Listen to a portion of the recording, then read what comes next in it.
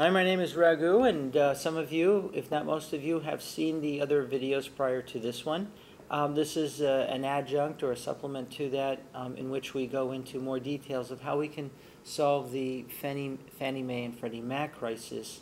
It's a crisis of confidence, and it was so scary that it actually pushed through legislation that has been in the making for a year and a half of Congress. They were concerned that the $5 trillion of which Freddie Mac and Fannie Mae are either directly responsible or in a roundabout way indirectly guaranteeing, the idea of that beginning to have some serious solvency issues terrified Congress enough into passing the legislation. We will show you how the legislation that they passed not only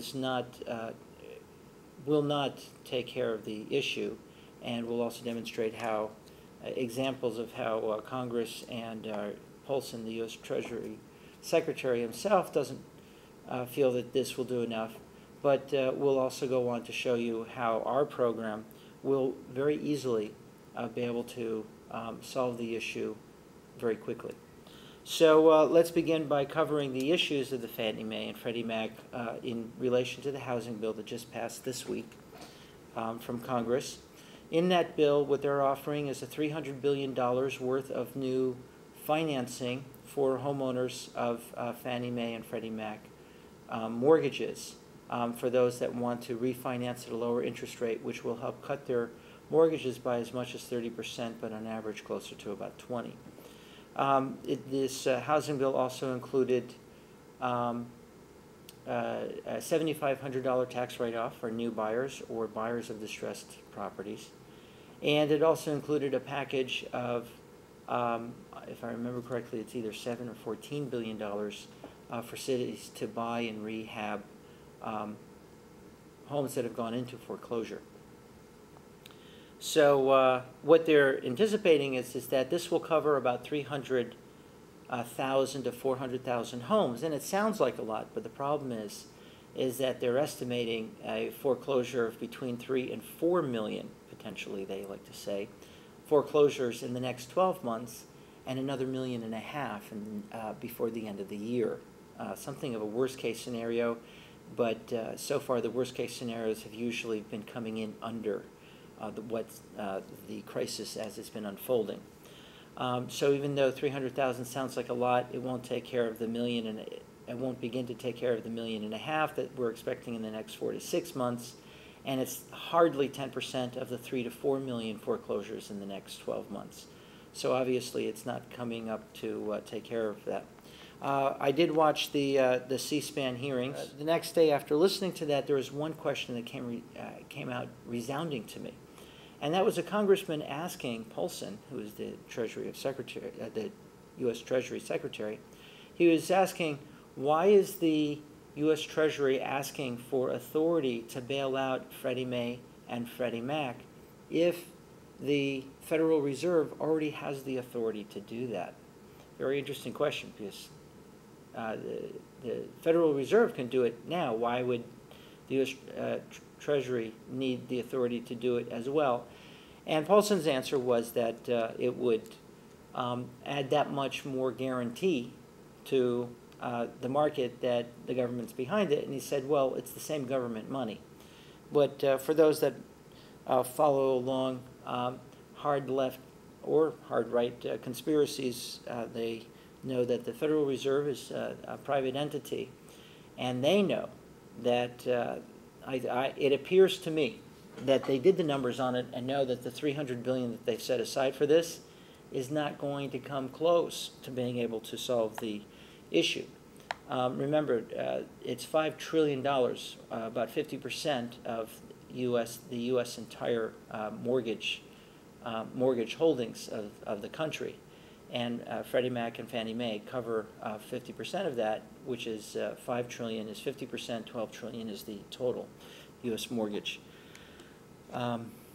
industry. One of the responses that did get some coverage in the media reports was Paulson saying that we need to have the bazooka there on the ready to reassure the markets, and if they see that the bazooka's there, we won't need to use it. Whereas if you come out with a handgun, that won't be enough to reassure people that they, can blow the problem out of the water.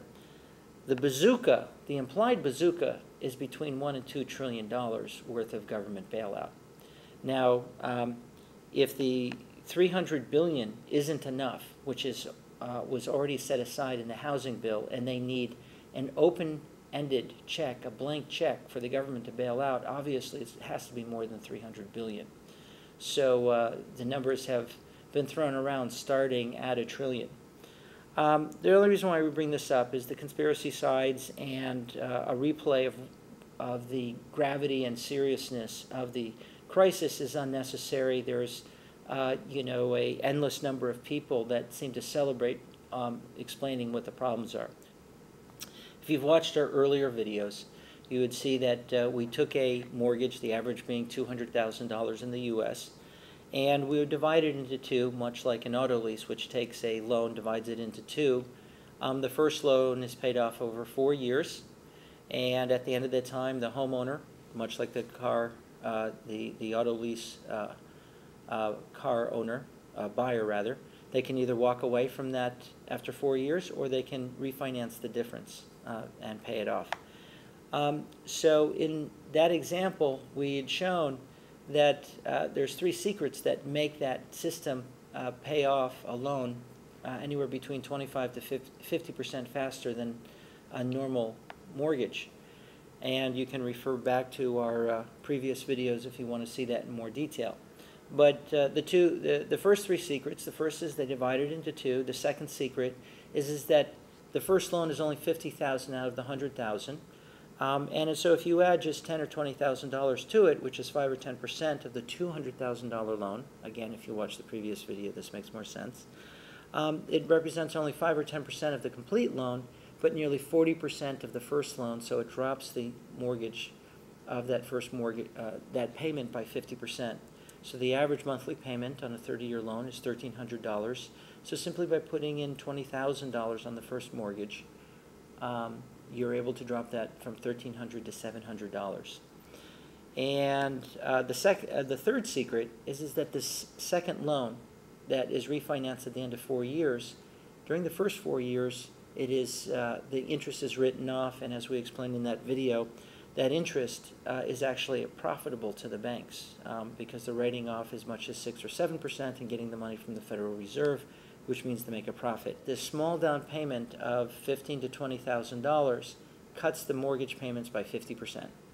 And so if the $300 billion that's already been set aside by Congress was used for this down payment on the first mortgage, we'll not only be able to cut the price of the mortgage by 50%, which means that it will be cheaper to buy than it will be to rent, but it will be able to cover the entire $5 trillion of Fannie Mae and Freddie Mac's entire real estate holdings.